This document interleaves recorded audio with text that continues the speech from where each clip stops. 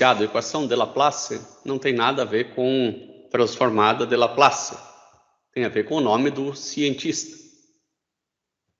Aproveitando, a Ana escreveu que vão ter prova de Física 3 amanhã. Quem sabe isso até ajude um pouquinho. Quando eu tenho, então, duas cargas, conforme vocês conseguem observar aqui, eu não estou vendo onde está a minha caneta. Só um pouquinho. Agora apareceu. Eu tenho uma carga aqui, ó, positiva e uma carga aqui negativa. O que acontece? Um campo elétrico é naturalmente formado e que, por convenção, nós dizemos que ele sai das cargas positivas, né, e vão até as cargas negativas. Aqui, essas linhas, elas representam locais onde nós temos o mesmo potencial elétrico, né? Então, o potencial começa alto aqui e termina baixo lá. Uma maneira fácil de imaginar isso é como se fosse uma alta temperatura e uma baixa temperatura aqui. E aqui no meio, essas linhas representam linhas isotérmicas, né, de mesma temperatura. E as setas, né, o campo elétrico representa o fluxo de calor saindo da temperatura quente, né, do ponto quente para o ponto frio.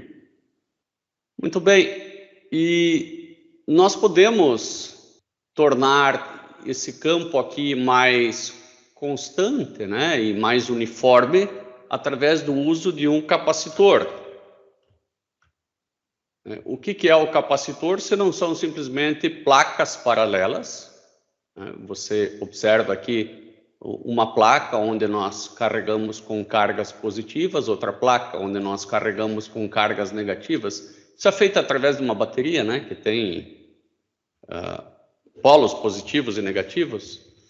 Na verdade, aqui nós tiramos cargas negativas daqui e jogamos lá, né? Não tem como colocar cargas positivas. O material tem cargas positivas e negativas, você tira as negativas, algumas negativas, e ele fica com esse desequilíbrio. E aqui eu tenho um campo elétrico. Isso também poderia ser encarado como uma temperatura alta, uma temperatura baixa e um fluxo de calor. Quando eu tenho um campo gravitacional, né, como é o caso aqui, eu pego essa bola, eu tiro ela de uma altura e coloco numa altura maior. Esse sistema ele vai estar recebendo energia, né? mg vezes essa variação de altura. Mas é esse sistema todo, né? Assim como se eu tivesse uma mola, né, puxando ele. Uma partícula positiva aqui, quando eu mudo ela de posição na marra, né, por exemplo, essa positiva, né, a tendência dela é natural a vir para baixo, né, mas o equivalente ao levantar uma massa é eu empurrar ela ao contrário. Eu estou fornecendo energia para o sistema se eu levo ela para cima. Se eu simplesmente solto, ela seria o equivalente a cair, né? O positivo é atraído pelo negativo. Bom, e agora vamos adentrar a modelagem, a parte matemática que nos interessa. Existem duas equações aqui na eletricidade que a gente usa em eletrostática, que é o caso, que são cargas paradas. Um capacitor tem cargas paradas nessa nossa aplicação. A primeira delas é que o divergente, né, esse símbolo aqui é o símbolo do divergente do campo elétrico, ele é igual à densidade de cargas dividido pela constante do meio, né? Isso aqui, se for o ar ou o vácuo, é chamado de ε0. Esse ρV, ele é bastante fácil de ser compreendido, né? Ele é a quantidade de carga dividido pelo volume, né? Então, a unidade desse ρV é Coulomb por metro cúbico, é a densidade de cargas. Se eu não tenho carga nenhuma, o divergente do campo elétrico igual a zero. Está difícil de entender. Bom, imagine que você tenha um campo elétrico aqui, ó. Um campo elétrico. Qual que é o divergente do campo elétrico em todo esse círculo que eu desenhei aqui? É zero. É zero porque o número de linhas que entra é igual ao número de linhas que saem. Agora, imagine aqui duas cargas, uma positiva e uma negativa agora. E aqui eu tenho um campo, naturalmente um campo elétrico também. De novo, né? Saindo das cargas positivas e indo para as negativas, sempre é assim. Se eu escolher aqui uma superfície imaginária aqui, ó, qual que é o divergente do campo elétrico aqui? É zero. O número de linhas que entra é igual ao número de linhas que saem. Agora, e se eu pegasse outra superfície? Ah, agora só tem linha saindo e não tem nenhuma entrando. A divergência, né? A diferença entre o que entra e o que sai é igual à densidade volumétrica de cargas, né? É o que nós temos aqui, a divergência do campo elétrico é igual à densidade de cargas dividido pela constante do meio, né? Se eu não tenho carga, isso aqui dá zero. Tranquilo. Outra equação que eu tenho que conhecer é que o campo elétrico é igual a menos o gradiente do potencial elétrico. Vamos ver em uma dimensão apenas, né? O campo elétrico, se fosse em uma dimensão, é igual a menos dV de x, em uma dimensão. Então, se eu tenho um capacitor, por exemplo, uma placa de um capacitor, e aqui eu represento o desequilíbrio de cargas, que numa placa é negativa, na outra é positivo. E você imagina aqui que para cada sinal tenha uma linha que sai de um sinal e vai até outro sinal. Claro que essas linhas são coisas que a gente imagina, né? Elas são totalmente distribuídas, não existe uma linha, depois nada, outra linha, depois nada, não. Isso é infinitamente distribuído. E essas linhas aqui, elas representam o campo elétrico. Ah, quer dizer que não tem nenhuma linha que faz isso aqui? Claro que tem, claro. Só que elas são bem mais fraquinhas, né? Mas tem também linhas que fazem isso aqui. Claro que tem. E o que relação que isso tem com essa fórmula ou com essa, né? O campo elétrico, ele varia na medida em que x varia, né? O campo elétrico, ele é uma relação entre variação do potencial e x. Ou seja, se aqui eu tenho 12 volts nessa placa, aqui eu vou ter 10 volts, aqui eu vou ter 8 volts, 6, 4, e finalmente nessa placa você tem só 2 volts, não precisa ter necessariamente 0. Tá? E você sabe que a diferença de potencial entre essas placas é 10 volts. Bom, isso também quer dizer que o campo elétrico, ele aponta, talvez olhar para cá seja mais fácil, né? E, que é um vetor, igual a menos o gradiente de V. O campo elétrico, ele aponta no sentido em que V diminui. Se não tivesse esse sinal de menos, seria no sentido em que V aumenta. De novo, se eu colocasse aqui 12 graus Celsius e aqui 2 graus Celsius, eu teria um fluxo de calor também apontando no sentido em que a temperatura diminui. A física, ela é toda igual. Os modelos, eles vão servir para tudo. Então, vamos à nossa aplicação sempre comparando com temperatura, né? Eu posso ter uma temperatura positiva aqui, uma temperatura menor aqui, ou até negativa, por que não? E eu vou ter um fluxo de calor aqui para baixo, né? Só que aqui eu estou falando de campo elétrico. Dentro do isolante, se eu fizer análise apenas aqui dentro do isolante, sem pegar as placas,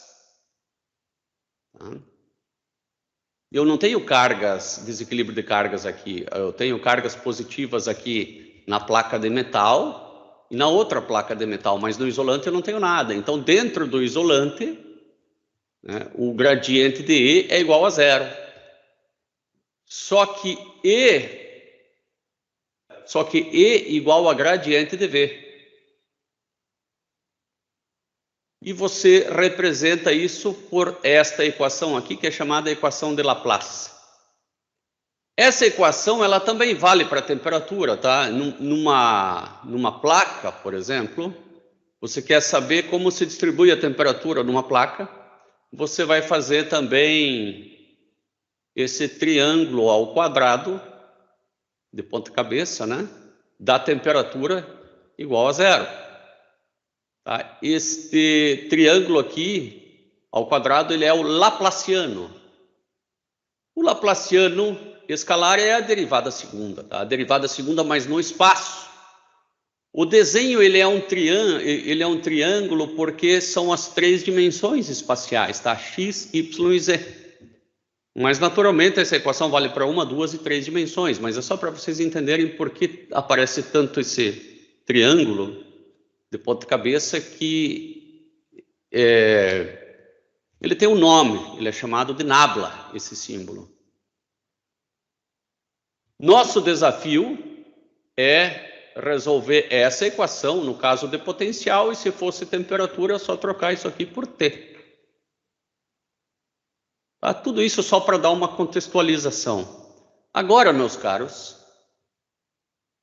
eu quero resolver esta equação diferencial. Por quê? Porque esta equação diferencial ela vai me fazer conhecer tudo dentro de um capacitor ou a temperatura numa placa. Claro que já em regime, eu não pego o transitório ainda. E por que é EDP? É EDP porque você tem derivada com relação a x e relação a y. Não é mais só com relação a x ou só com relação a p. É com relação a duas variáveis. Agora, o problema é imaginar o que é que pode ser solução disso aqui. É difícil, tá? Não é mais tão trivial. E alguém já teve a feliz ideia de pensar o seguinte: que tal eu falar que a solução de V, né, que vai depender de x e de y, porque vai ser em 2D, pode pensar isso como temperatura também, ela vai ser o produto de uma função x de x vezes uma função y de y. Isso é uma suposição. Assim como nós começamos a supor lá nas EDOs que a solução era AE na ST, né? Aqui eu estou dando um golpe, eu estou dizendo que eu estou imaginando que a solução vai ser o produto de uma função puramente de x por uma função puramente de y. Bom, se eu suponho isso, eu vou supor de maneira mais simplificada, V igual a x vezes y. Vou calcular quanto que é a derivada de V com relação a x duas vezes e a derivada de V com relação a y duas vezes. Agora é mais fácil essa notação com o subscrito. Isso aqui vai ser x, duas linhas, vezes y, e esse aqui vai ser x vezes y, duas linhas, né? Porque a função de x, quando derivada em relação a y, é constante, e a função de y, quando derivada igual a x, é constante. Vou substituir esses dois, eu vou substituir na função. Então, o que eu tenho? Eu tenho que a equação diferencial é vxx mais vyy igual a zero. Essa é a equação de Laplace. Vxx, se eu substituir o que eu supus, vai ser x, duas linhas, vezes y. E a outra vai ser y, duas linhas, vezes x, igual a 0. Parece que não ajudou muito por enquanto, né? Bom, x, duas linhas, y, igual a menos y, duas linhas, x. X, duas linhas sobre x, é igual a menos y, duas linhas sobre y. Isso pode me dar uma luz. Quando que uma função de x derivada, que eu imagino que continue sendo uma função de x, dividida por uma função de x, né? Então, quando que um f de x derivado duas vezes, dividido por um f de x, é igual a um f de y derivado duas vezes, dividido por um f de y. Só existe uma situação que isso é verdade. Quando essa divisão, seja do lado de cá, seja do lado de lá, na verdade tem que ser as duas ao mesmo tempo, é igual a uma constante, que eu vou chamar aqui de sigma. Quando que uma função de x dividido por uma função de x é igual a uma função de y dividido por uma função de y? Só quando o resultado dessa divisão é constante.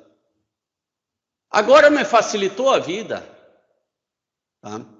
Porque primeiro eu vou dizer que isso igual a sigma. Então vou começar assim, ao invés de chamar de f, eu vou chamar de x, como nós já havíamos feito.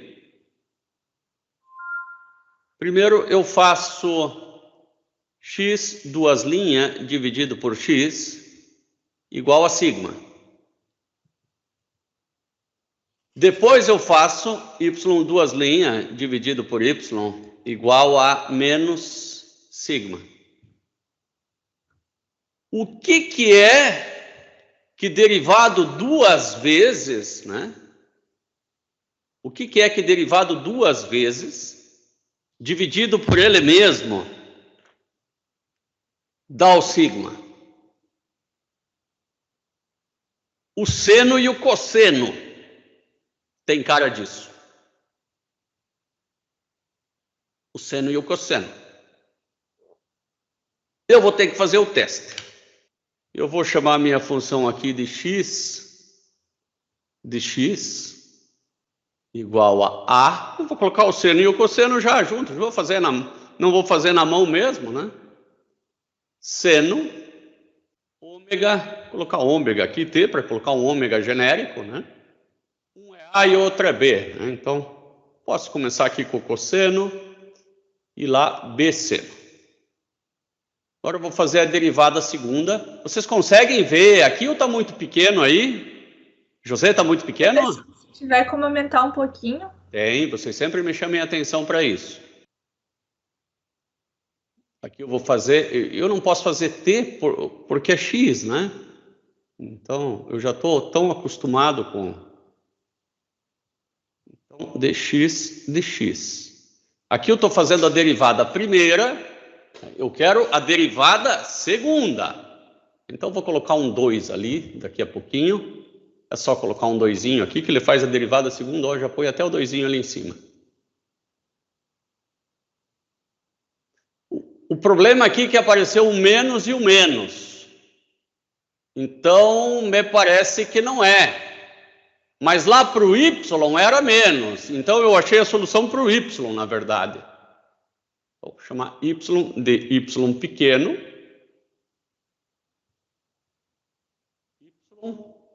E vou colocar y aqui. Agora eu quero a derivada com relação a y, né, do y de x, do y de y. Quanto que vai dar isso? Isso vai dar legal. E aqui ainda tem um fator comum que é o ômega, né? Deixa eu ver se eu consigo juntar isso com simplify.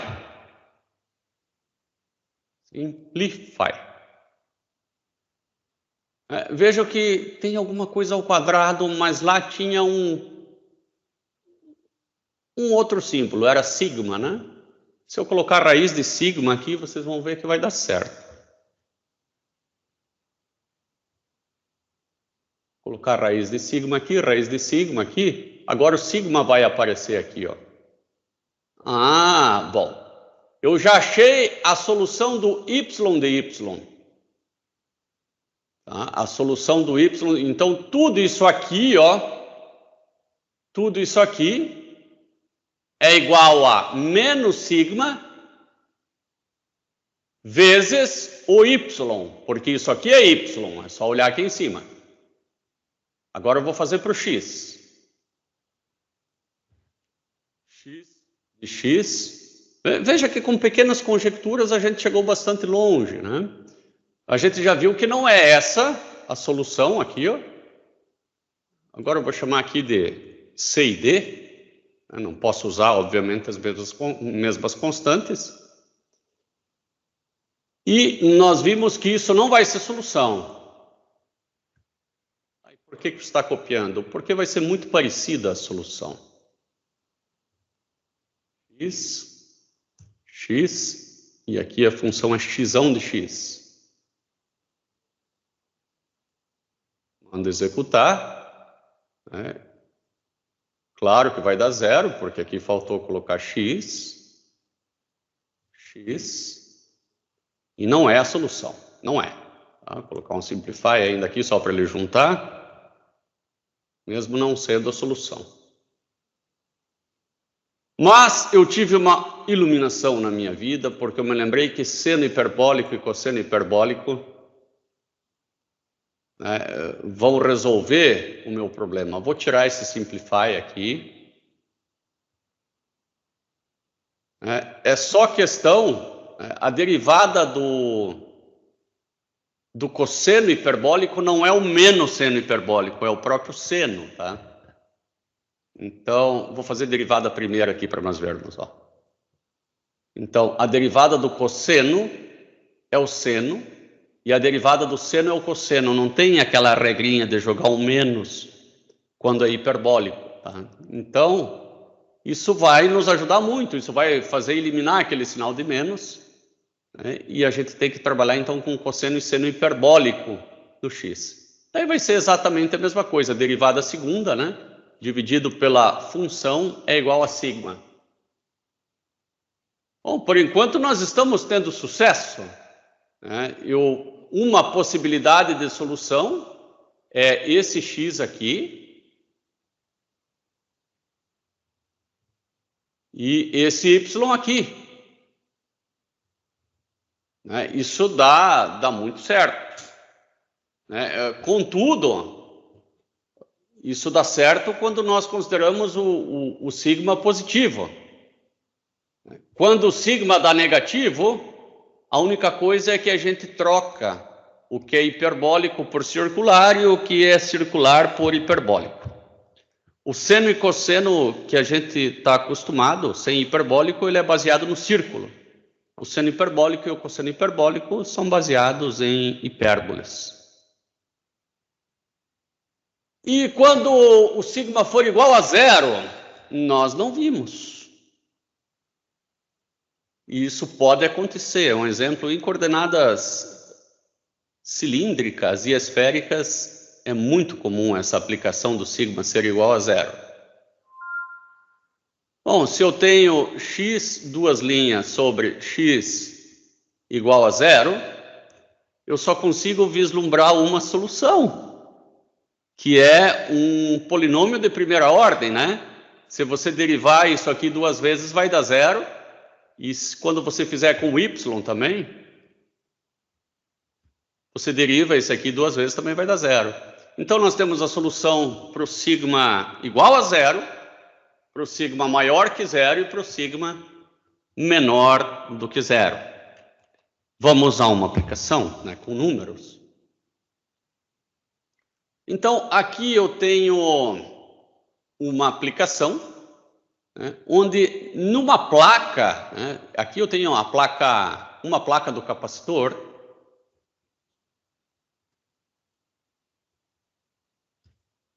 no x igual a menos b, na dúvida você dá uma olhadinha aqui, ó. Quando x for menos b, eu tenho V0. Com y de 0 até A. Então, aqui eu tenho uma tensão V0. Ou uma temperatura T0. Quando x for igual a B,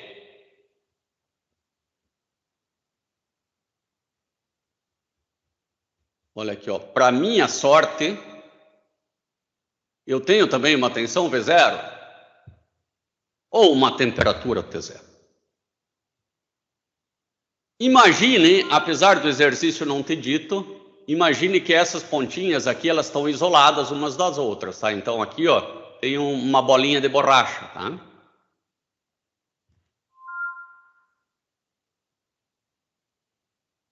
Aqui em cima, você colocou o 0 volts. É como se fosse o positivo e o negativo. E aqui embaixo também você colocou 0 volts. Ou 0 graus.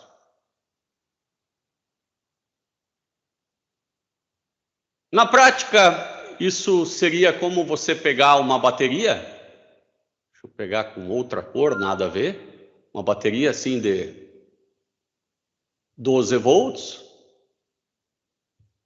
E aí você resolveu alimentar esse quadrado, né? Com 12 volts aqui. 12, né? A parte positiva da bateria, você alimentou esses dois lados. E a parte negativa da bateria, você... Cuidado que aqui esses cabos estão isolados, não houve um curto-circuito, né? Se alimentou dessa forma. Bom, isso aí naturalmente vai resultar, né? Pensa como se fosse temperatura, né? O calor sai do mais quente e vai para o mais frio. Vai resultar, obviamente, num campo elétrico assim, ó. Ou num fluxo de calor dessa maneira. Saindo do mais quente e indo para o mais frio.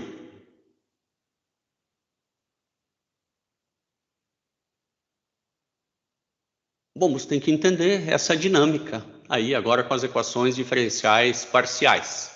Tá? Mais detalhes vocês conseguem também nesse artigo aqui, ó, daqui que eu me inspirei, nessa forma de artigo. Vamos começar das condições de contorno. O que são condições de contorno? São aquelas que estão no contorno do nosso problema. Aqui eu tenho em y igual a 0 e aqui y igual a A. A nossa solução do nosso problema, ela vai ser encontrada pelo método da separação de variáveis, né? Que é imaginar que é o produto de duas funções, uma em x e outra em y. O nosso problema, se nós voltarmos aqui no slide anterior, o nosso problema é uma EDP, tá? Que de maneira simples é derivada segunda em x mais derivada segunda em y igual a 0. É esse problema que eu tenho que resolver. E eu sei que a solução desse problema vai ser um x de x, que vai ter as variáveis A e B para serem encontradas, mais um y de y, que vão ter variáveis C e D. Então, eu tenho 4 constantes para encontrar, A, B, C e D. Tal como nós havíamos encontrado aqui nesse slide, né? A, B, C e D. Né? Qualquer uma das situações, né? Nós temos que descobrir agora se nós estamos nessa ou nessa ainda, né? Nem é tão fácil assim.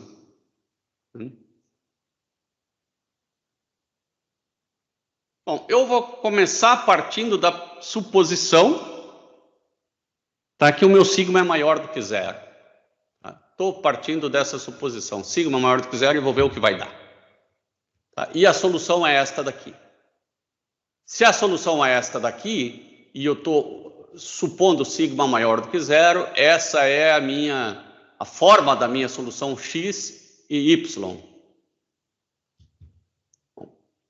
Como eu estou trabalhando com as condições de fronteira em y, né, vamos dar uma olhadinha, começando por essa azulzinha ali debaixo.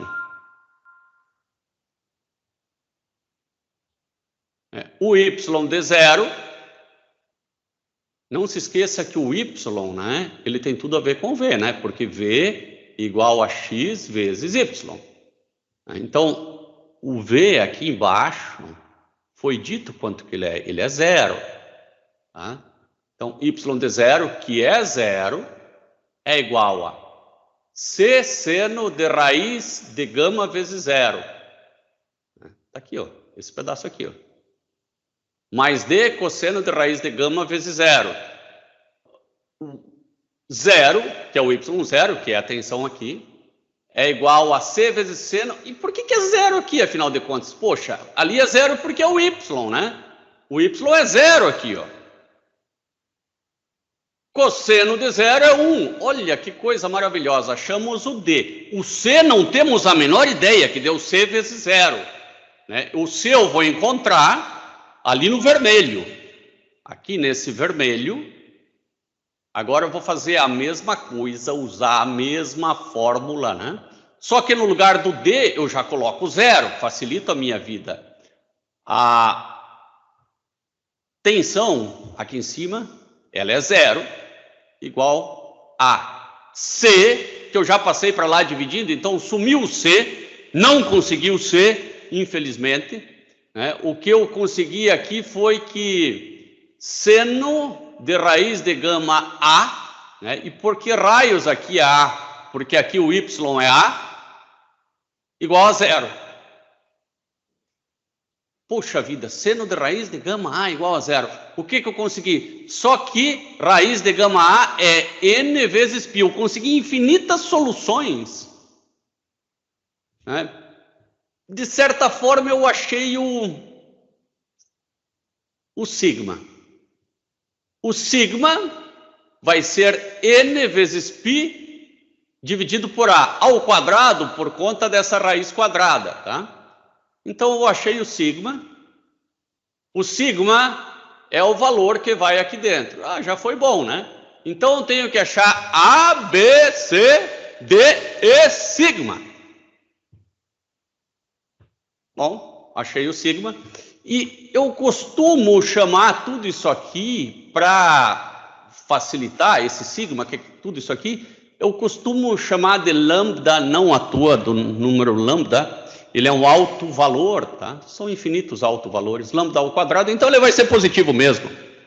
Tá? Se sigma vai ser alguma coisa ao quadrado, para nossa alegria, a gente fez a coisa certa. Escolhendo a função sigma maior do que zero. Ou quem sabe ele acabou de se adaptar também.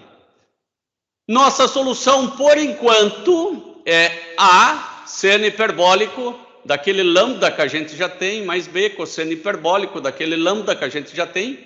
C, que a gente não descobriu quanto que é um valor ainda arbitrário, seno de lambda y. Mas o bom é que o D já caiu fora, já deu zero. Agora vamos fazer a análise em X. Começando pela azul. Bom, em X, esta daqui a solução é aquelas com seno hiperbólico, né? E em X, o potencial, para o nosso azar, não é mais zero, é V0. Então, eu substituo lá. V0, tudo que estava em X, né? Só que aqui eu vou colocar menos B. Menos B e menos B. Ah, e por que ali está B negativo? É porque seno hiperbólico de menos B é igual a menos B seno hiperbólico. Tá? É só, funciona igual o seno e o cosseno nessas questões de sinais dentro e fora. E como é que você sabe disso? Bom, eu sei disso porque eu sei o gráfico de seno hiperbólico e cosseno hiperbólico. Eu vou fazer ele agora aqui, e daí nós vamos perceber isso de maneira relativamente simples. Ou, aliás, bem simples, nem relativamente. Seno hiperbólico de x tem esse comportamento aqui, ó. Vou fazer ele de menos 4 radianos até 4 radianos. Esse comportamento é bastante, né? Veja que seno de 2,4 é igual a menos seno de 2,4. Então, isso é fácil de ver. Ou que seno de 4 é igual a menos seno de menos 4. E o cosseno hiperbólico é igual ao nosso cosseno, porque cosseno hiperbólico. O cosseno de 4 é igual ao cosseno de menos 4. Então, essas simetrias e antissimetrias existem. É tudo que eu posso escrever. Agora vamos para o lado vermelho. Aqui no lado vermelho, eu faço a mesma coisa, só que eu substituo por B positivo. Aqui e aqui. Depois de colocadas essas duas equações, eu vou ter uma iluminação. Não é tão fácil assim ter ela de cara. Eu quero achar A, B ou até C.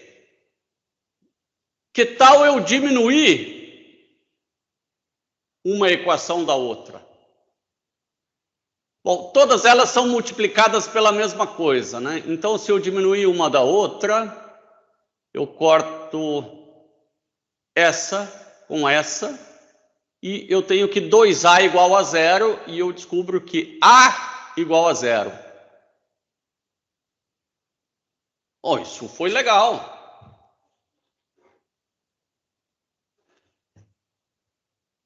Não te ajuda tanto a somar as duas, né? Porque você vai chegar aqui que 2B, né? 2B vezes aquilo lá, igual a 2V0. Então, eu não posso passar nada dividindo, não vai me resolver nada. Então, só A igual a 0, né? Porque o vezes aquilo lá eu passei dividindo, então A igual a 0 ficou fácil. E aí, a consequência disso é que o V de x e de y simplificou um montão, né? Já que o A deu igual a 0, ficou B, cosseno hiperbólico, né? Então, esse aqui é o x de x e esse é o y de y, que é a solução. E ainda o B vezes o C é como se eu tivesse encontrado uma nova constante. Eu vou chamar ele simplesmente de K. Simplesmente eu vou chamar ele de K. E aí você vai me dizer, e por que é um Kn? Bom, eu tenho vários lambdas, né? Qual que eu vou usar? Eu vou usar todos. Então, as constantes aqui na frente, ou seja, o B e o C, consequência o K, eu vou ter vários Ks dependendo de cada lambda. E qual que é a solução? É a combinação linear de todas as soluções, né? Das infinitas soluções. Que tristeza, né? Agora eu tenho infinitas soluções para achar, é isso mesmo. Mas essa aqui, esse é o formato da nossa solução. Temos que achar o K, temos que achar os lambdas, nós meio que já encontramos, né? Os lambdas nós meio que já encontramos aqui atrás, ó. Os lambdas são o N vezes o π, né? O A é dado, tá? O A é essa distância aqui, o A é esse cara aqui, então o A é dado. Os lambdas nós já encontramos. Temos que encontrar os Ks. Agora é que o bicho começa a pegar, ó. De novo, eu só copiei esse cara aqui está praticamente copiado. Só que ao invés de colocar X, eu coloquei B aqui. Se nós voltarmos um slide, né, vai ver que está X. Né, e aqui eu coloquei B. Tá? Se ao invés de colocar X, eu coloco B, eu particularizo essa minha solução só para essa aresta. Nessa aresta, eu sei quanto que vale o potencial, vale V0. Né? V de B e de Y, eu sei que é V0. E eu estou dizendo que isso é um somatório do Kn, cosseno hiperbólico, tal, vezes B, vezes seno de tudo aquilo lá. Toda a função, ela pode ser escrita por uma soma de senos e cossenos. toda a função. Tá? A função que eu tenho aqui é isso daqui, ó. É isso daqui. Tudo isso aqui que está aqui na frente é constante agora que eu substituí x por b. Eu vou chamar tudo isso aí de Bn. Então, eu vou dizer que V0, né, o V0 que eu tenho lá, é igual ao somatório de n igual a 1 até mais infinito de Bn seno de lambda ny. O meu problema aqui é achar o Bn. Bom, vamos dar uma revisadinha lá em Fourier. Isso vai ajudar um pouquinho. Bom, eu tenho que qualquer função, ela pode ser escrita como uma soma de senos e cossenos. Então, aqui eu vou escrever, claro que uma constante, né? Mais uma somatório aqui, vocês sabem que é infinito, de AN, cosseno de NT, mais somatório de BN, seno de NT. E como eu faço isso? Usando as propriedades do perpendicularismo das funções. Se eu quero saber o quanto dessa função tem seno, o quanto essa função tem cosseno, eu vou fazer a integral, né, o produto interno dessa função por seno de kx. Ou se eu faço do lado de lá, eu tenho que fazer do lado de cá também. Nós lembramos que o produto interno aqui e aqui, ele vai dar zero, né? E lá eu vou fazer a integral vezes o seno de kx, dx. O dx não apareceu. Vamos ver se ele aparece agora. Né? Dx. Isso aqui vai dar zero sempre que n diferente de k. Né? Só não vai dar zero quando n igual a k. Então eu tenho que integral de f dx vezes seno de kx dx é igual a Bn integral de seno quadrado de kx dx. E eu faço essa integral num período cheio. Né? Eu vou fazer ela de menos π até π. E aqui de menos π até π. Ou de 0 a 2π. Né? Mas eu tenho que fazer num período completo, né? Porque eu quero encontrar uma função que tem um período. E aí eu encontro facinho aqui os Bn's. Essa integral, ela é 2 sobre π, 1 sobre π, não me lembro mais. Eu acho que é 2 sobre π, o resultado dela. Né? E você consegue achar Bn como integral de f de x vezes seno de kx, né? Vezes 2 sobre π. Nós já fizemos isso no passado. Bom, da mesma forma, né? Agora nós vamos dizer que Bn, né, o Bn, que é esse cara daqui, né, que é tudo isso aqui. Veja que nós estamos dizendo que V0, primeiro, V0 é igual a somatório de n igual a 1 até infinito de Bn seno de lambda y. Vou colocar esse V0 um pouquinho mais para cá, porque nós vamos passar a integral dos dois lados. Agora, se eu quero saber os valores de Bn, eu vou fazer a integral de V0 vezes o seno de lambda y, vou chamar aqui de lambda y, dy. E a mesma coisa lá.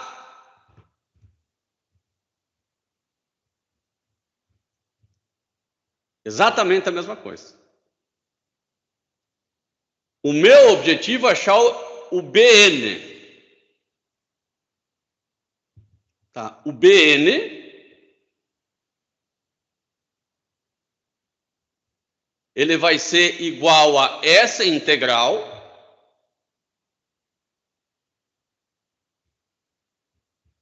seno de lambda y, tá? Lembrando que o lambda, nós já encontramos quanto que era o lambda. Nós encontramos na verdade, o raiz de alfa, né? Mas lambda é igual a raiz de alfa. N π sobre A. Nós já encontramos. Esse aqui é o lambda, tá? Que é a mesma, né? Lambda igual a raiz de alfa que nós encontramos. Vezes y. dy. É essa integral aqui. Dividido, né, por essa integral aqui, ó. Seno ao quadrado de lambda y. Como a gente fez antes de menos π a π, né, aqui o intervalo é de menos a a. Por quê? Por quê? Ó, se eu tenho seno de kx, né, para dar o intervalo, o número que vai aqui na frente tem que ser 2π, né? Então, de menos π a π dá o intervalo, ou de 0 a 2π. Agora, o nosso intervalo, se eu considerar n igual a 1, ele vai ter que ser de a até menos a. Tá? Para ir de menos π a π, eu tenho que colocar o y, né? O que vai aqui na frente, ó, vou escrever aqui no lado, ó. N π sobre A. Esse N π sobre A, ele tem que ir de menos π a π.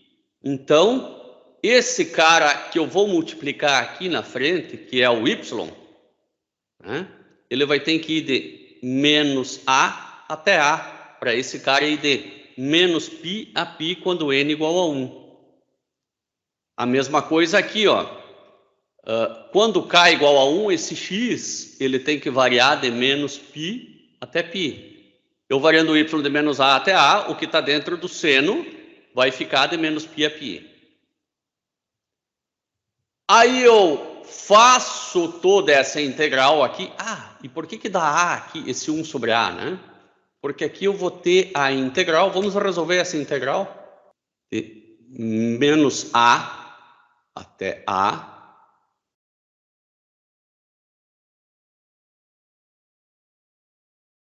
Tudo isso aqui ao quadrado, é o seno que é ao quadrado de y. Isto daqui vai dar zero, né? Porque é seno com n inteiro, né? Isso aqui vai dar zero e deu a. Então, toda essa integral deu a, que é esse valorzinho aqui, 1 sobre a.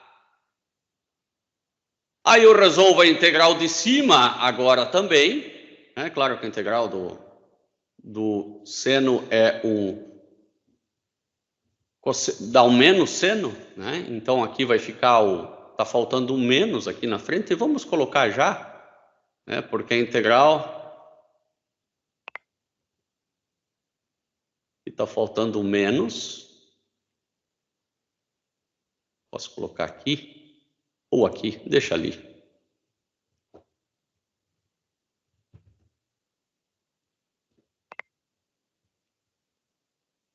Aí vem seguindo aqui.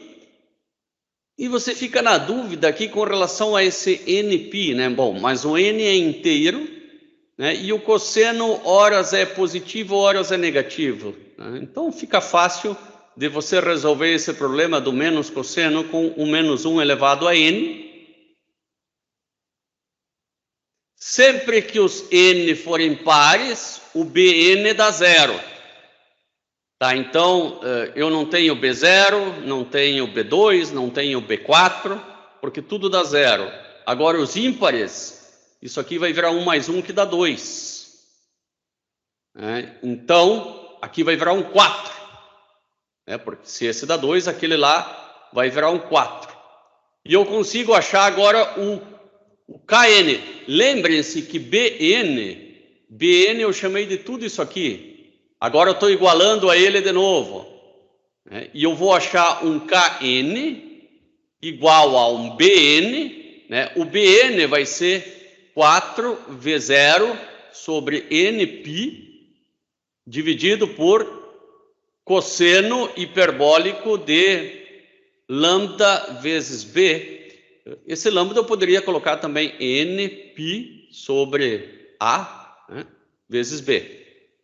Esse é o KN. Isso é uma constante, tá? Tudo isso aqui é constante.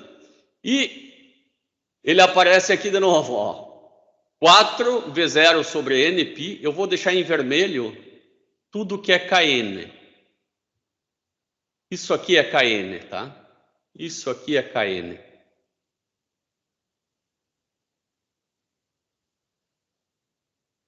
Isso aqui é KN.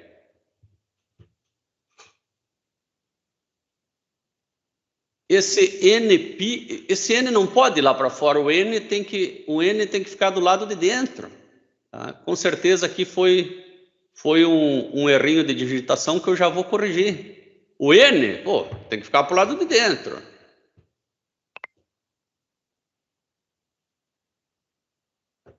Tira esse N daqui. E aqui também. Ele é atualizado toda vez que o somatório é atualizado. Então, esse aqui faz parte do K, esse aqui faz parte do K, e esse aqui também faz parte do K. Vezes cosseno hiperbólico. Tá aqui, vezes cosseno hiperbólico, Só que agora eu coloco X mesmo, Vezes o seno hiperbólico de lambda Y. Essa é a solução, válida apenas para os N ímpares. E está terminado. Você pode escrever isso ainda de maneira mais elegante aqui embaixo, se você quer para qualquer N, Agora você fez apenas os N valerem para os N ímpares, Trocando o N, por 2N menos 1. Só isso, troca N por 2N menos 1 e aí você tem apenas os N ímpares. Meu Deus, que canseira! É uma canseira mesmo. Agora você encontrou as temperaturas ou as tensões, depende da física que você trabalhou, para cada ponto XY. E eu vou colocar aqui o gráfico, ó. Aqui eu considerei 0, o B eu coloquei B igual a 1, e depois os valores, agora eu não me lembro mais, não, o B está aqui, ó. Eu coloquei B igual a 1 e menos 1, em Y levar de 0 até 1, o A eu fiz igual a 1. E aqui, se você pensar em termos de temperatura, não é difícil de perceber, que eu tenho aqui a temperatura mais quente, aqui a temperatura era 0, aqui era V0, e aqui 0. E aqui o mapa de cores, V0 eu fiz igual a 100. Ficou bem tranquilinho de ver esse mapa de cores, E as cores onde a temperatura pouco muda, Ou a gente não consegue acompanhar elas mudando as faixas, De 0 a 10, 10 a 20, 20 a 30, 30 a 40, e assim até 100. Tá variando de 10 em 10 graus aí esse mapa de cores. Quem quiser fazer esse gráfico, ele está aqui do ladinho para copiar e colar no MATLAB.